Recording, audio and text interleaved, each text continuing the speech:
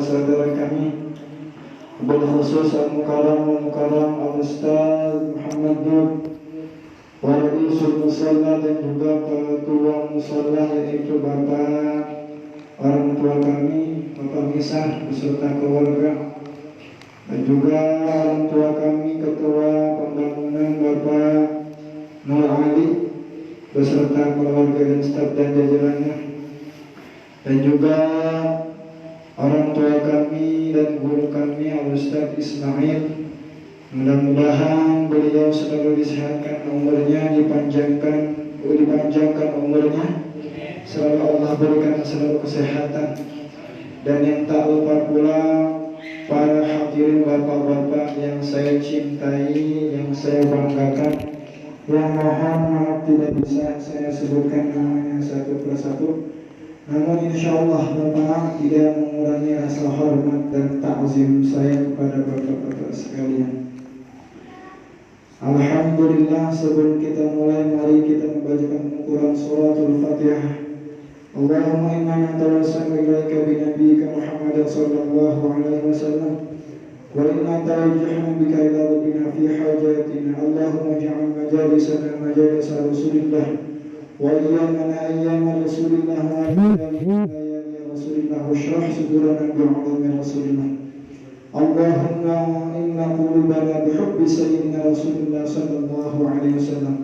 Allahumma ij'al hayatana hayatan mubarakan nafi'an barakan fihi bi barakati suratul Fatihah ila hadratin Nabi Muhammad sallallahu alaihi wasallam wa ila awliya as-salihin wa ila amilin sayyidina Hasan bin Rasulullah والإمام محمد معدي العزائي والإمام محمد شادي قدس الله محمد رفاعي محمد بدر رحمه الله تعالى صلوات الله وسلامه عليه أجمعين. الفاتحة.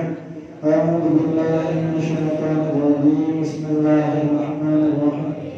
الحمد لله رب العالمين الرحمن الرحيم مالك يوم الدين إياك نعبد وإياك نستعين اهدنا الصراط المستقيم صراط الذين أنعمت عليهم غير المغضوب عليهم ولا الضالين.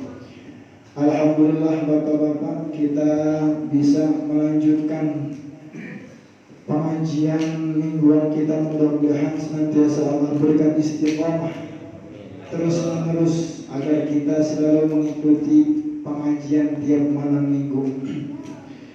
Insya Allah pada malam hari ini kita membahas tentang pengajian masalah fikih, Bapak. Ilmu yang paling penting adalah ilmu fikih. Jadi kalau makanan itu, kalau di meja makan, ibarat yang paling penting di meja makan nomor satunya itu adalah nasi. Nasi. Lauknya bandeng, ya, somai, apa ada itu. Tapi yang paling penting tetap nasi. Nasi. Bandeng bakar gak manfaat itu. Somai gak manfaat itu kalau gak ada nasinya. Gak bisa makan.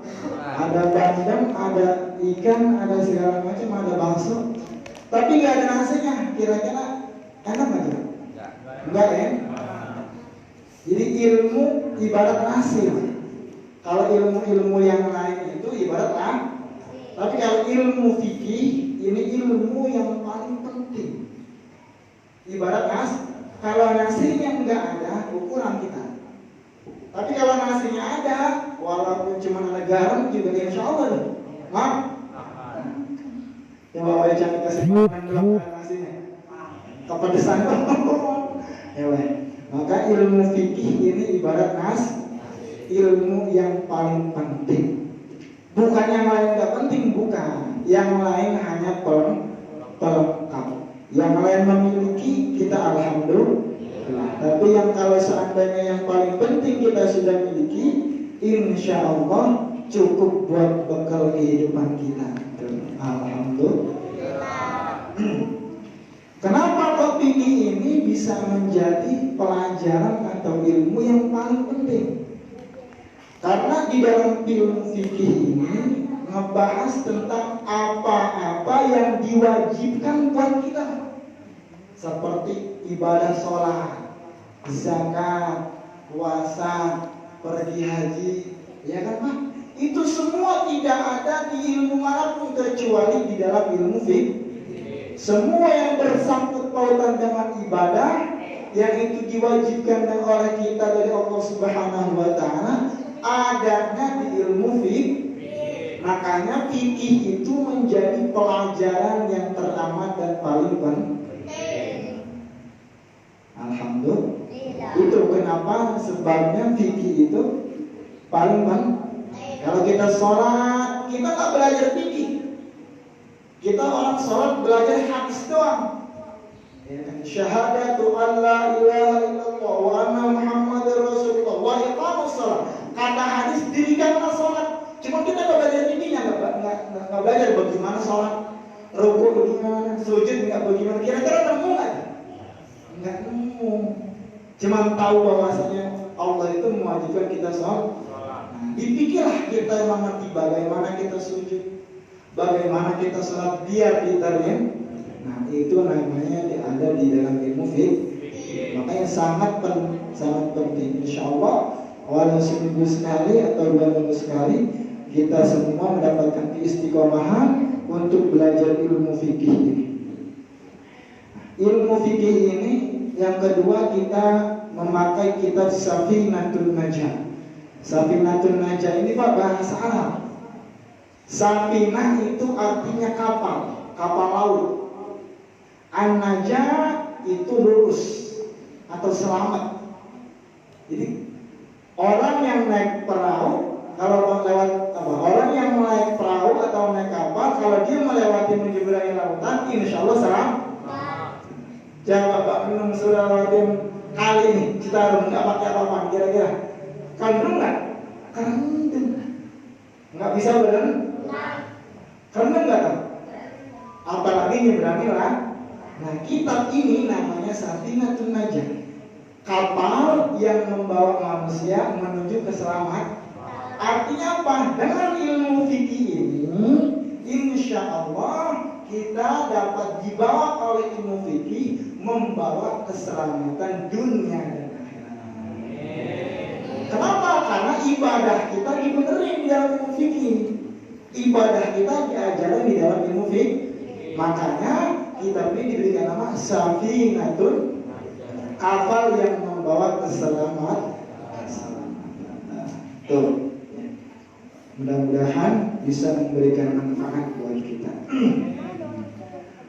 Bismillahirrahmanirrahim. Qala al-musannif rahimahullahu ta'ala wa nafa'ana bihi wa bi'ulumihi fid dharain amin. Bismillahirrahmanirrahim. Alhamdulillahi rabbil alamin. Wa bihi nasta'inu ala umuri dunya waddin. Wa sallallahu wa sallama ala sayyidina Muhammadin khatamin nabiyyin wa alihi wa sahbihi ajma'in. Wa la hawla wa la quwwata illa billahil aliyyil azim. Ini kita udah masuk kitab Pak, udah masuk pembahasan. Di sini dibuka dengan alhamdulillahi rabbil alamin. Kenapa sih di semua ilmu itu didahulukan kata alhamdulillah? Itu kenapa? Katakan Rasulullah, kullu amrin dibalin la yudau fihi bi bismillahirrahmanirrahim fahuwa aqta. Fahuwa aqta atau aqta awal. Kullu amrin, setiap segala sesuatu, la yudau fihi bi bismillah, yang enggak dimulai dengan bismillah, fahuwa aqta, maka terputus dari keberkahan. Kata Rasulullah, setiap segala sesuatu yang enggak dimulai dengan bismillah, maka akan hilang keberkahannya. Akan hilang apa? Keberkahan. Makanya Rasulullah mengajarkan umatnya segala sesuatu kebaikan yang kita kerjakan di dunia ini kudu apa kudu harus biar apa? Biar kita dapat berkah. Rezekinya bertambah dengan bismillahirrahmanirrahim. Makanya dengan apa? Baca kitab dengan alhamdulillah. Bang Nun kalau mau ngojek Bismillahirrahmanirrahim. Berkah itu insya Allah. Yang tadinya kata Allah Ustaz Nun ente rezeki ente ini 2 orang cuma hari ini. Nggak tahu nih Ustaz Nun pas naik baca Bismillah ditambah 4 jadi 5. Tuh, alhamdulillah. Bang Umar ya kan panen jamret dapat dapat 20 karung, tapi karena Bismillahirrahmanirrahim panennya jadi 40 karung. Bapak-bapak yang usaha di sini, ini kunci sukses dari Rasulullah. Apapun yang kita kerjakan, itu nyawa, dagang, mulai langkahkan kaki dengan Bismillah. Alhamdulillah, insya Allah mendapatkan keberkahan. Kalau yang nggak pakai keberkahan, bahwa aktor, maka berkurang nilai keberkahannya. Yang kerja di PT ini ya, mau orang tua mau apa tuh, bosnya orang Cina nih. Tapi kalau udah ngecat Bismillahirrahmanirrahim. Cuma pas mau mulai aja, pas mau mulai Bismillah. Jangan lagi ngecat Bismillahirrahmanirrahim. Nah, ambulan udah mobil orang. Dan dia agak fokus, bukan begitu. Biar banyak berkahnya Bismillah terus, bukan. Ujung-ujungnya telak orang bengkok jangan. Awalnya aja Bismillahirrahmanirrahim, tak fokus. Ya yang boleh, gitu. Alhamdulillah. Wa bihi nasta'inu ala umuri dunya wa din. Segala puji bagi Allah Tuhan semesta alam. Dan dengan hanya kepada Allah nasta'in kita meminta pertolongan. Ala umuri dunya wa din, minta pertolongannya untuk apa? Ala umuri, terhadap hal-hal. Umur di sini maksudnya keadaan-keadaan kita. Keadaan apa? Ad-dunya wa din, keadaan dunia kita. Dunia dan juga akhirat, agama yaitu akhirat. Nasta'in di sini makanya jelas. Ulama kita, guru kita mengajarkan kalau kita minta pertolongan sama Allah, ya Allah, ya kan? Ini dagang lagi susah, bukan malah kita putus asa, bukan. Ambil air wudhu, ya kan, datang, mau di musola, mau di rumah, sholat 2 rakaat, sholat 4 rakaat, jalanin sholat fardunya. Insya Allah ketika kita minta pertolongan sedikit-sedikit dimudahkan oleh Allah. Jadi dapat kunci lagi tuh. Kalau hati lagi gelisah ya, minta pertolongan sama Allah. Ya Allah, hati gelisah banget ini. Ya, maka minta pertolongan Allah, mudah-mudahan ditenangin. Karena hati siapa yang punya, bukan kiai. Jangan hati gelisah kayak kiai ini saya gelisah banget. Ya. Diketak orang putih itu, sholat dari jalan, belum, ya, diketak bis, datang HP dia kan, karena cinta hati, datang kalau suka pak, saya habis jual HP, lihat HP ini terkenal maksudnya, minta ini, biar hati tenang, biar nggak bisa dibacok, alhamdulillah, minta maaf. Ditanya sama Hamid, tadi subuh jam berapa? Tahu apa enggak? Satu-satunya tempat kita minta pertolongan teman ke Allah Subhanahu. Mau masalah amplop ya, mau masalah dapur ya, minta tolong sama Allah. Apalagi anak muda ya, alhamdulillah. Paham gak itu? Perkara dunia ya Pak. Perkara dunia itu semuanya Pak. Dari harta kita, susah senang kita ya Pak. Bini belum punya dapur ini, marah-marah aja sama suaminya Pak. Minta orang. Nah, bukan maksudnya saya bilang kita minta doang. Ustaz Ahmad katanya kalau kita susah lagi nggak yang duit, lagi kering di dapur, minta doang sama Allah dikasih. Nah, saya berdoa 3 hari 4 hari nggak dikasih. Bukan begitu, minta tolong ya. Ada minta tolong, ada juga ikhtiar sambil usaha. Bukan berarti kita doa terus minta tolong terus nggak gerak-gerak. Enggak. harus ada usaha, harus ada langkahnya. Nah, ketika kita melangkah, nah kita serahkan. Makanya kata guru saya, untuk menangani masalah dunia ini Pak, biar kita nggak pusing, al-jawari yaf'al, al-jawari taf'al, wal qulub tatawakkal.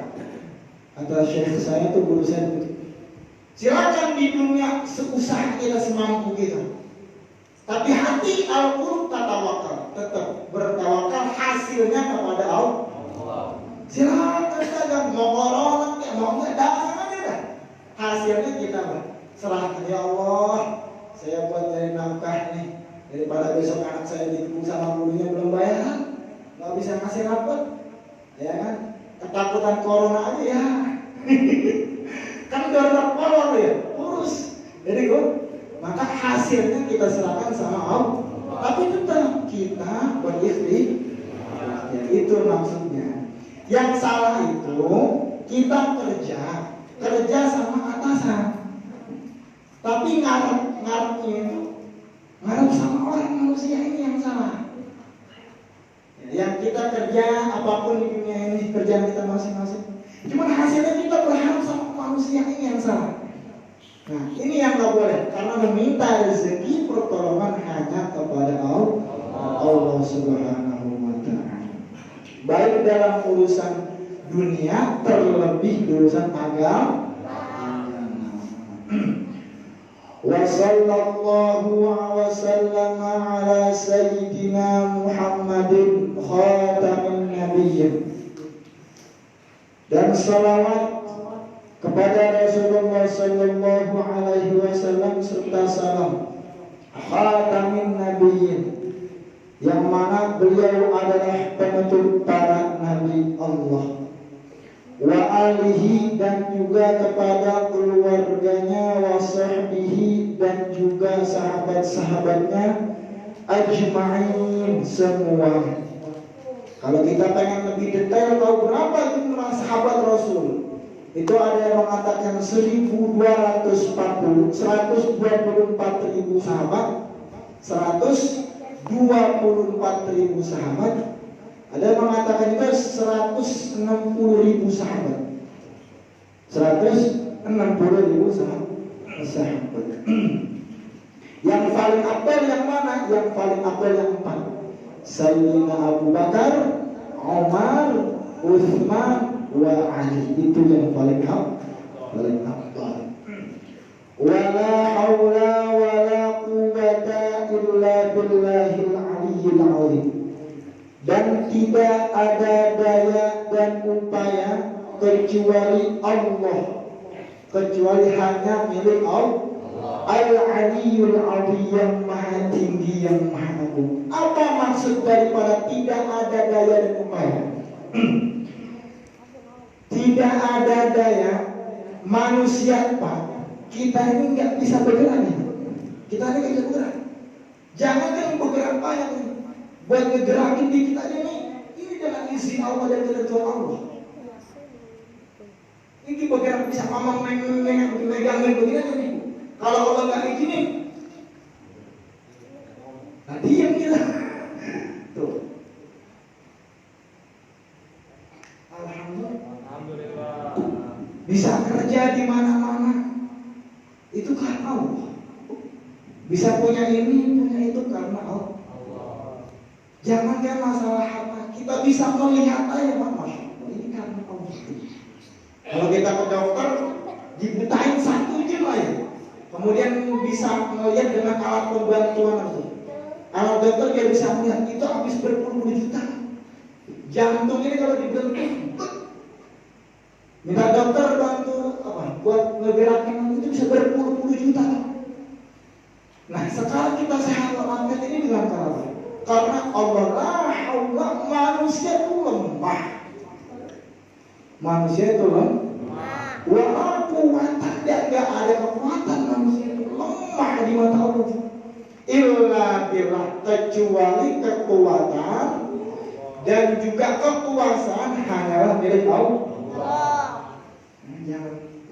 Jangan ada sedikit bahasa takabur atau takabur.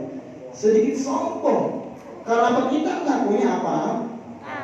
Mau sombong karena wajah cantik, cakep, punya Allah. Sombong karena harta banyak, karena Allah. Bisa usaha lancar, sombong sama yang enggak lagi usaha, yaitu karena Allah. Jangan pernah kita sekali-kali sombong, karena kalau Allah sudah tidak melihat kita, akan jatuh langsung kita sejatuh-jatuh. Semua yang kita miliki tidak ada daya dan upaya kecuali dari Allah. Maka kita nggak berani. Kalau kayak gini, ngeluh, ya Allah hidup begini-begini aja. Berani gitu lah. Kagak dikasih rezeki, gak sehari kita sih bersyukur. Alhamdulillah masih bisa melihat orang tua, masih bisa melihat. Kalau mata kita penglihatannya dicabut itu, masya Allah. Pak Ican bisa jual sawahnya berapa hektar, nggak ada tadinya. Alhamdulillah bisa habis semua banda. Alhamdulillah. Jangan nih Pak, jangan kita nih diketok saja sama Allah. Dan kaki yang satu kata Allah, lo nggak bisa jalan. Mau apa? Mau apa kita? Mau kita bayar atau apa? Nggak bisa.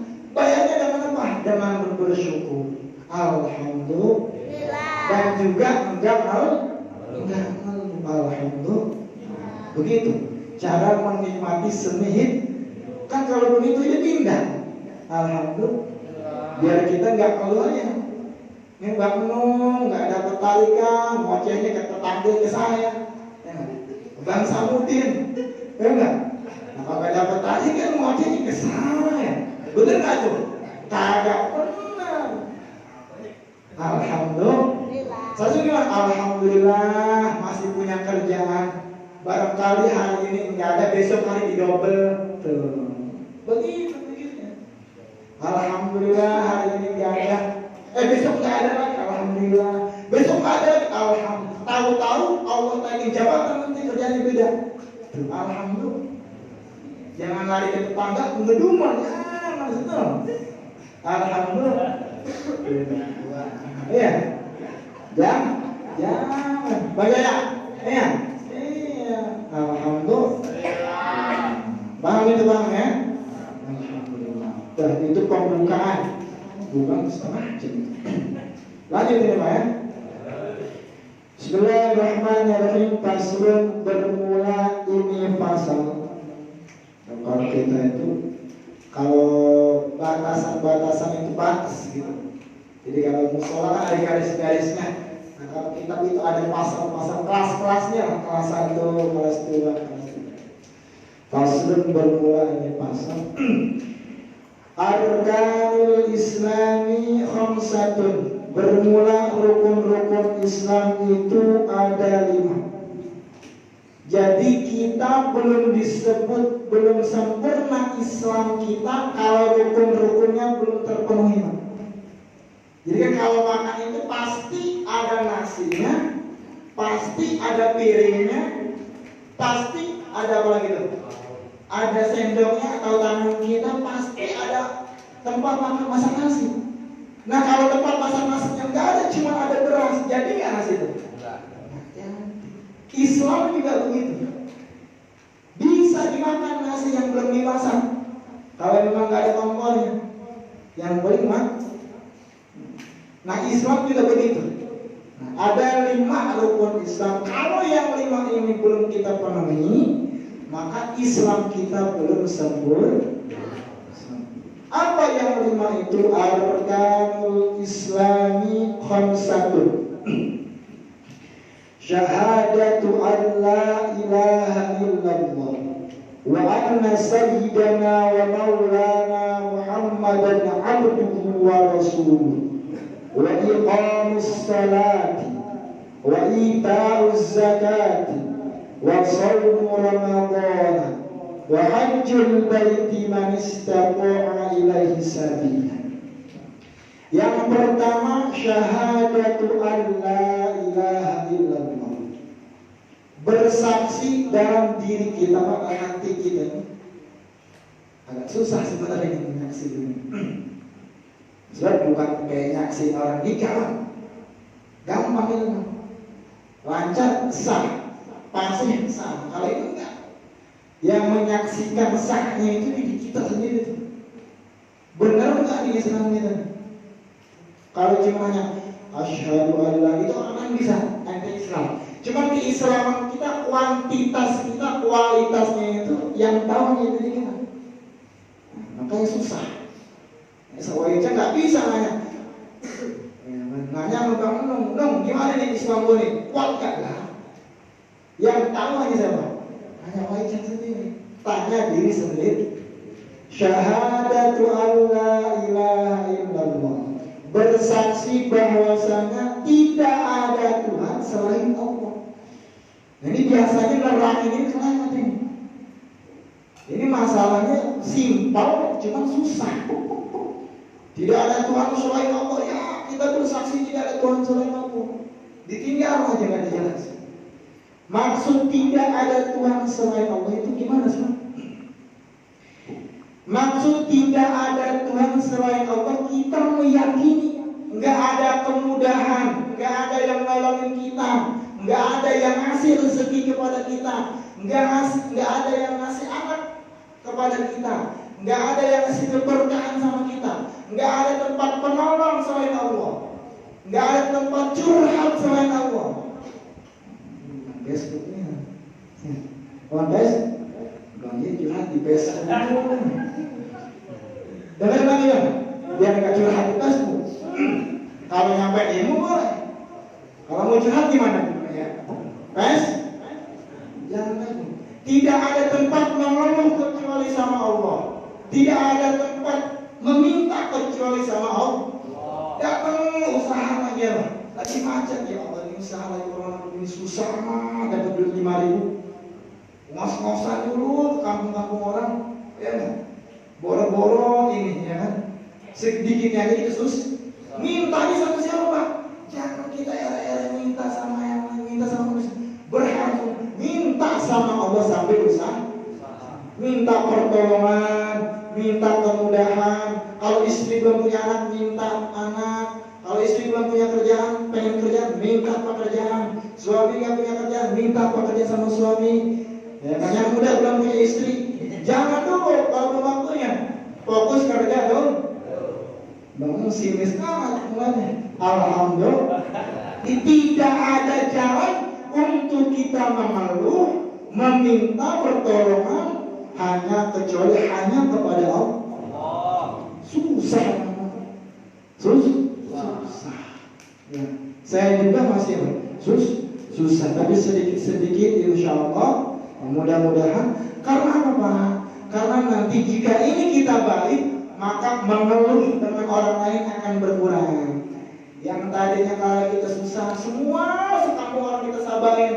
Gue lagi susah banget di dalam. Semua sabar kita. Tapi karena kita bersyahadat, Allah ilaha illallah, bersaksi bahwa tidak ada Tuhan selain Allah, maka hal-hal yang begitu akan berkurang. Jadi tidak ada penolong kecuali Allah. Wa anna Muhammadan abduhu wa rasuluh. Dan bahwasanya Nabi Muhammad Rasulullah itu adalah utusan Allah. Jadi rukun Islam itu kalau hanya asyhadu an la ilaha illallah, aku bersaksi bahwa Tuhan adalah Allah. Enggak ada Tuhan selain Allah, aku bersaksi. Tapi dia nggak bersaksi bahwa saya Rasulullah bukan Nabi. Nah ini nggak sah Islam, murtad, belum Islam, karena dia belum apa?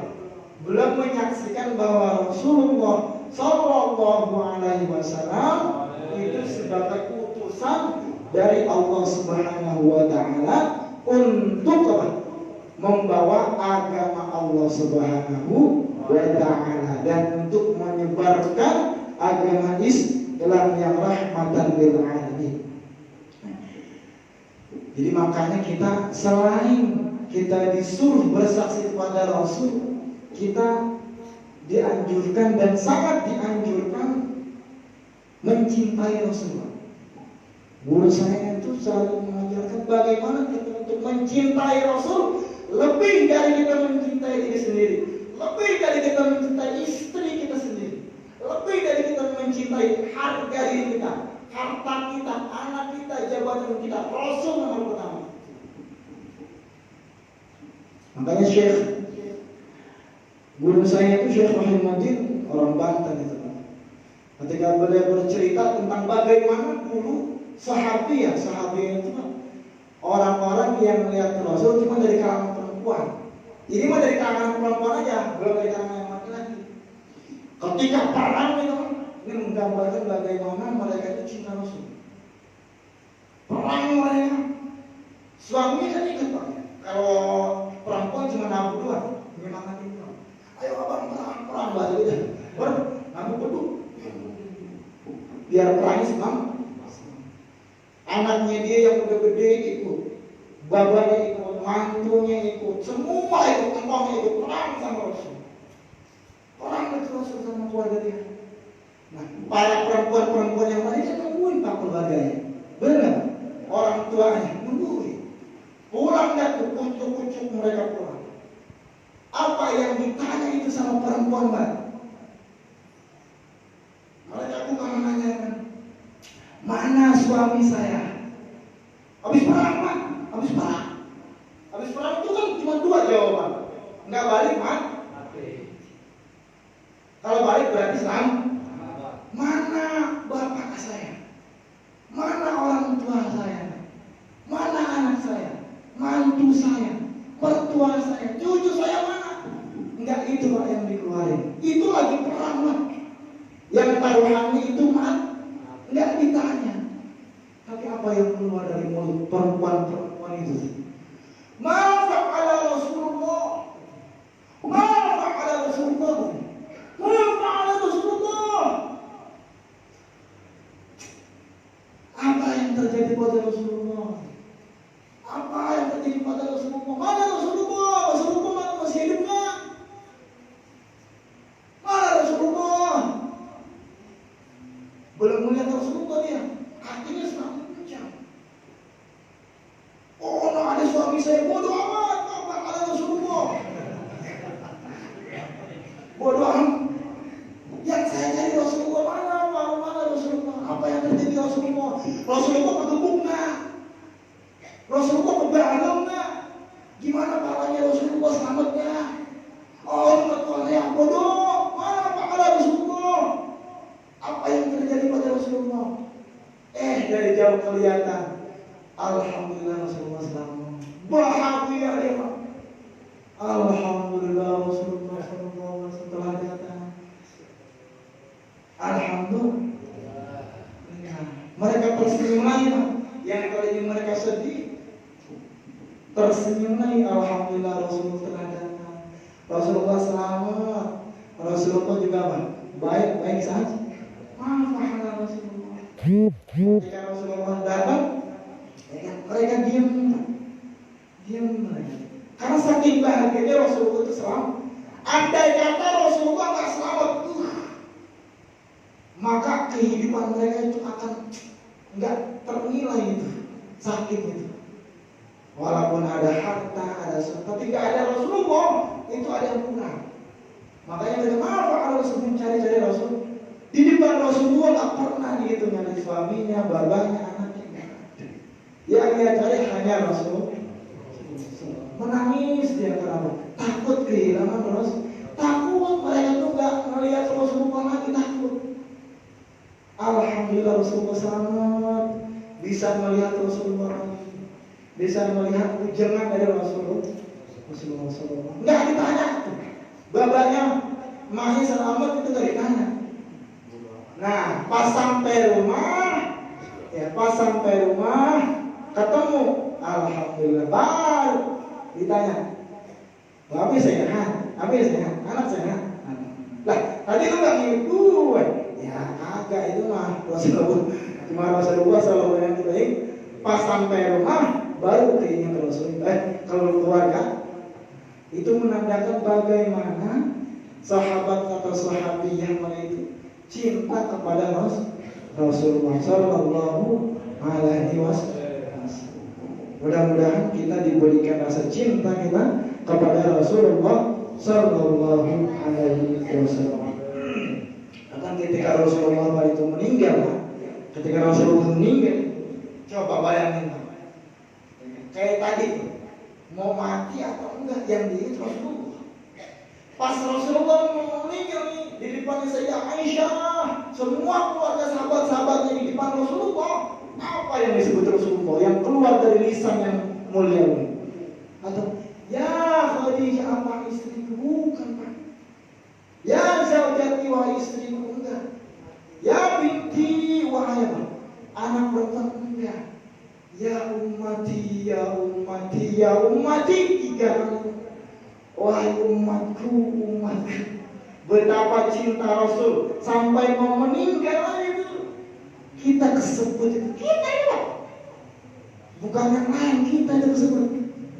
Coba betapa cintanya Rasul sama kita. Nah sekarang kita nggak membalas cinta Rasul, Masya Allah.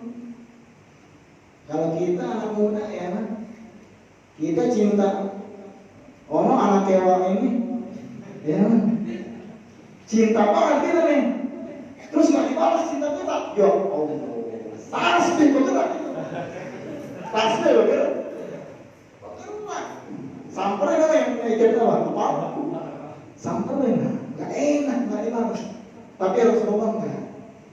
Walaupun kita nggak cinta Rasul, Rasulullah tetap sayang sama kita. Alhamdulillah.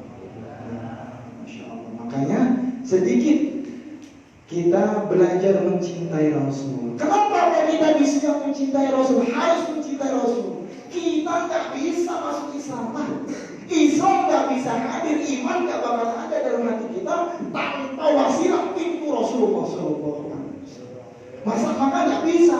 Kalau ada kiai, ulama atau siapapun yang cintai ibu, dia ngebenci Rasulullah atau siapa? Turunannya Rasulullah nggak bisa. Alhamdulillah.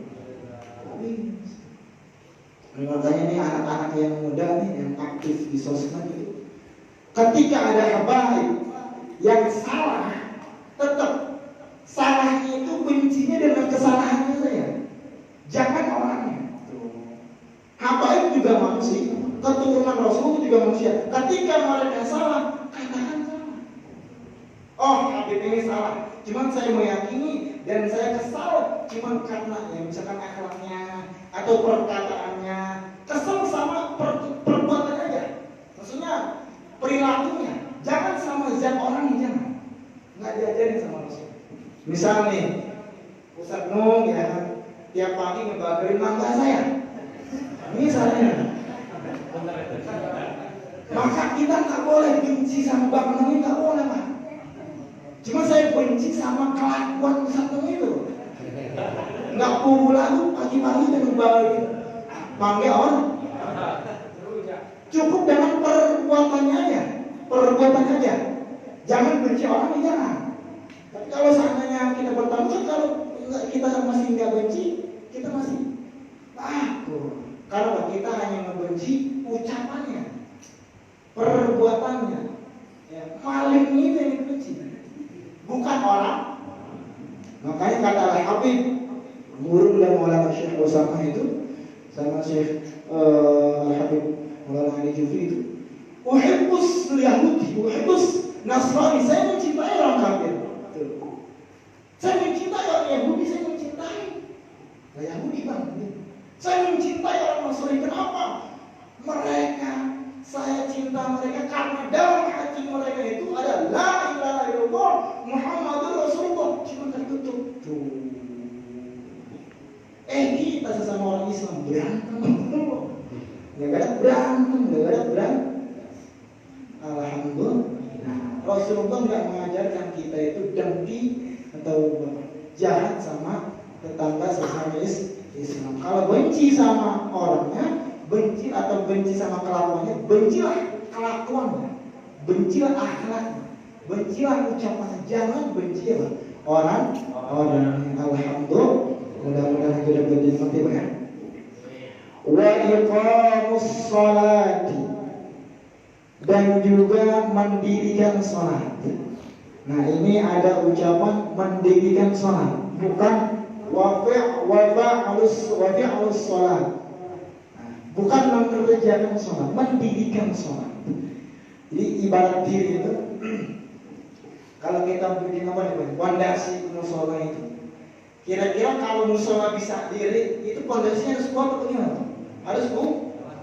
Cuma kalau pondasinya cuma ada doang, misalkan cuma ada doang, bambu doang, nggak ditaruhin besi sama semen, jadi nggak tuh musolanya?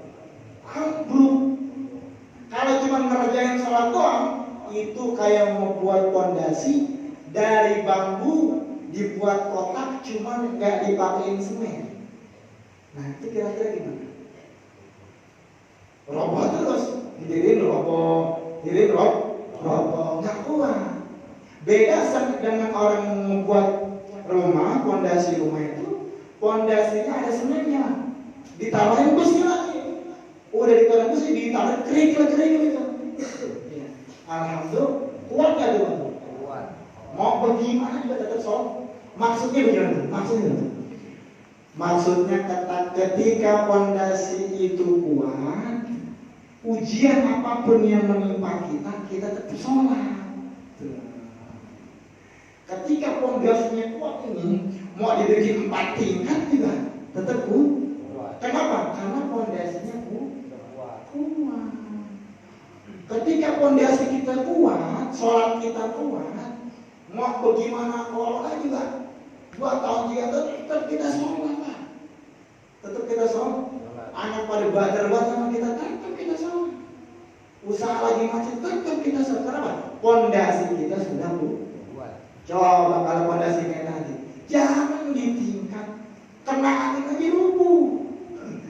Belum didirikan, kena angin aja rubuh tuh pondasi. Nah, sholat itu kalau cuma dikerjain doang, Pak. Sholat Zuhur, entah nggak sholat asar, sholat maghribnya kagak, ntar sholat isya, sholat lagi besok Zuhur, sholat lagi besok asar, kan pondasi itu nggak kuat. Ketimpa corona, keyengan parahnya. Waduh, pusing ini. Allah disalahin. Allah ini nggak tahu, ya. Keadaan kita udah susah, nambah. Allah disalahin. Kalau itu terjadi pada perempuan, suami disalahin. Lalu laki. Alhamdulillah, jadi suami disalahin. Ya kan? Kalau jadi suami, istri disalahin. Masa tiap hari begini aja, ada warna-warna ya. Alhamdulillah. Karena apa? Karena cuma ditimpa angin, pondasinya rubuh. Kenapa? Karena sholatnya belum matang. Kalau sholatnya matang, insya Allah, bagaimanapun kehidupan kita, rezeki kita, keadaan kita, tetap kita tenang, Pak. Tenang, bawaannya santai. Sampainya bukan malam ini, tenang hati, pikiran tenang. Karena apa? Karena pondasi kita alhamdulillah. Mudah-mudahan setelah ini pondasi kita semakin Yang belum ada semennya, beli semen, pakai semen.